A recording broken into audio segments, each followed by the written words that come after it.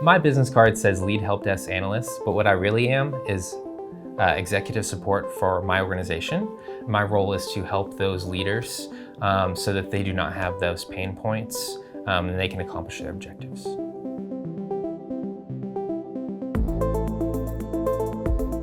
I'm all over the building. I might be at my desk.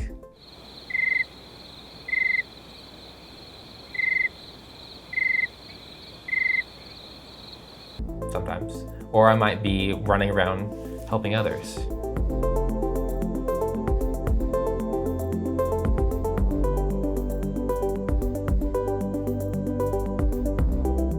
I would say there is a certain sense of pride of being trusted to work on CEO's laptop, CFO's laptop, anyone with high visibility. There is that internal challenge with mixing pride and also having the confidence and having developed that trust in that end user that they trust you to do that right before an important deadline or before getting on some kind of VidCon call.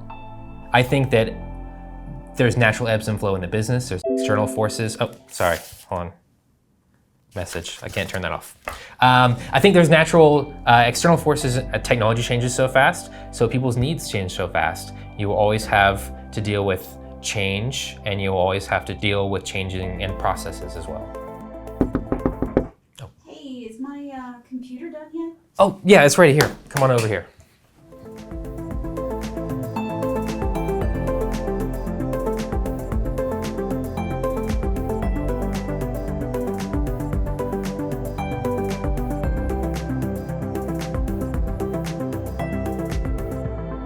So today we're going to look at SolarWinds Take Control. And here's a console menu. You can actually see up here there's pending requests. Right now we don't have any pending requests, so we don't have any users trying to ping into us. Under active users, you can see some of our team over here, and you can actually see if they have any active sessions in place right now. And as you can see, they're not. So that's a good thing. No one needs help right now from a remote standpoint. Today I'm going to start a new session. I've created a couple problems, so we're going to look at them today. So we're going to start a new session. Now we've initiated our new session. So we have a couple options here. We can provide a PIN code that a user can kick off once they browse to a start control URL. Or you have a second option here where you have a direct link. They can download an exe file and install that. So we're going to, for the sake of this demo, use a 6-digit PIN code. So right now our user is having an issue. They've reported to me that they are not receiving any emails. So we're going to take a closer look into that. So we have a request, right? So we have noticed before we didn't have any pending requests. We have one now. We notice that that's a very familiar laptop, so we're going to go ahead and accept that. Accept. I'm going to pull this over to our screen. Here is our user who told us, remember, they could not get any emails. So let's close this. Actually, before I close this console, here's the link that was available in the console to provide to the user so that they can either enter a code or a calling card so that you can define a longer period of time that they can grant access. And you notice up here something kind of exciting, right? You have a Windows and you have a Mac section where you can download applets. So we can support those Mac users as well. So we're gonna go ahead and close that now. And we're in. So we're gonna do some basic troubleshooting here. One, we were able to log in, so we know that they have internet connectivity, so that's not stopping them from getting email. So we're gonna open up their Outlook, and hey, something's going on. This might have been harder to pull from someone just saying, hey, I don't have internet, but now that we have this visual, we're seeing that they're in offline mode, so they must have hit a hotkey by accident or accidentally gone to the send and receive tab and turned on work offline. So we're going to turn that off, and then we should start seeing this synchronizing. Perfect. Okay, and look, here they're coming through.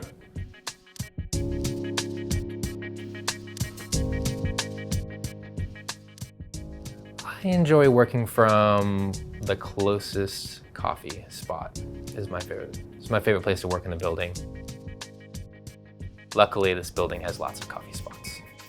My least favorite place to work from is probably inside a meeting room after there's already an issue and the meeting's already started. There's been many times where remote desktop tools have saved my life, probably someone else's life, professionally speaking. Remoting into servers, accessing information, right? Those unattended access to core critical business systems is one aspect, right? And then there's on the individual level where maybe they're in an airport, right? And we're dealing with sluggish connectivity. Some of these bigger tools can be harder to navigate through to fix the problem.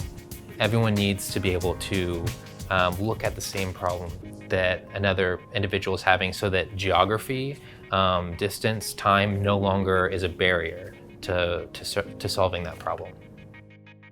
I've been asked that question on whether I should walk up to someone's desk or use a remote management tool. I think that's the wrong question. I think it's less about a choice of whether I would prefer to go walk up to a desk or use a remote management tool, and more question of what would best serve that person. If I can fix it with a remote management tool before I even get to their desk, why go through that journey? Is that the best thing for that person? So I guess that's the question that you have to ask yourself in each situation. What I like about Take Control is it's streamlined. It doesn't have a bunch of bells and whistles. It's simple to use. And most importantly, I've never had a challenge with a user being able to give me access to their device so that I can solve their problems. We have a user who has notified us that one, they want to change where their toolbar is populating on one of their monitors, and that for some reason, their displays are duplicating and they can't figure out how to extend that display. So we're back here, we see again that the pending request section is empty. So we have no computers in queue. Over under active users, none of our techs that are on here are currently in any sessions.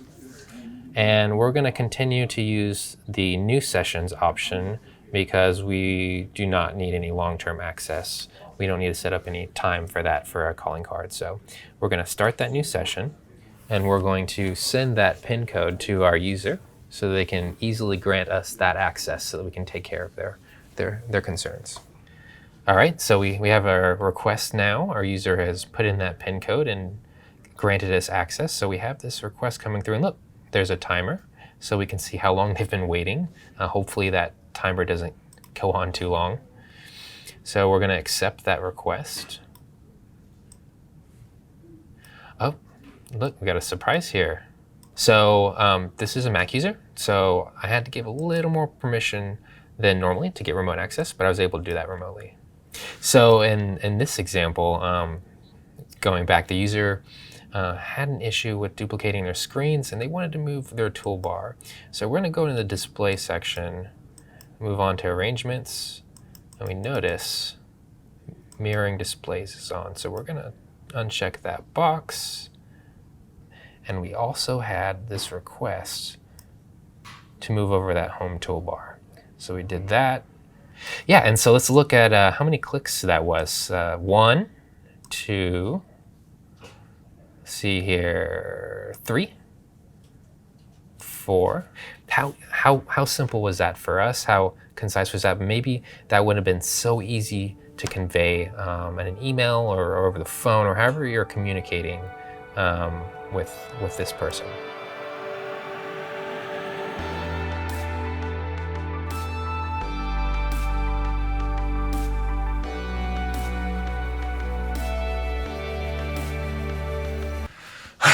Sorry guys, this is the only place I could find. So let's start. I know I'm gonna have to remote in to a user's desktop when I'm taking too long, when I feel like I'm exhausting my options, or I feel like I'm trying too hard to avoid remoting into their desktop, right? It has not always been easy for me to work around executives. That's something I've certainly had to work up to, learning how to build those relationships and interact with people at different roles in an organization. Just like technical skills, soft skills and relationship building skills develop over time. Yeah, it's definitely not been like an immediate thing. It's just a matter of requirement. You don't always have a choice on who you're helping, right? And that's not our job. Our job is not to pick and choose what tickets we take on. And our job is to help what's urgent, what's important, and how do I help that person? And how do I understand them and empathize with them? And not so much with, is that person difficult? I know if a user is happy if they've moved on topics. If we're still talking about what's going on in their world from a text perspective, they're not over that issue. If we're now talking about their son at a baseball game or what they're doing next weekend, then generally speaking, they're moved on to a conversational aspect. So that's how I know if they're happy. The best advice I can give to an admin supporting remote users would be, don't be afraid to pick up the phone. Don't be afraid to use unique tools to get the job done. FaceTime, use your remote desktop tools, use whatever's at your fingertips. Be creative.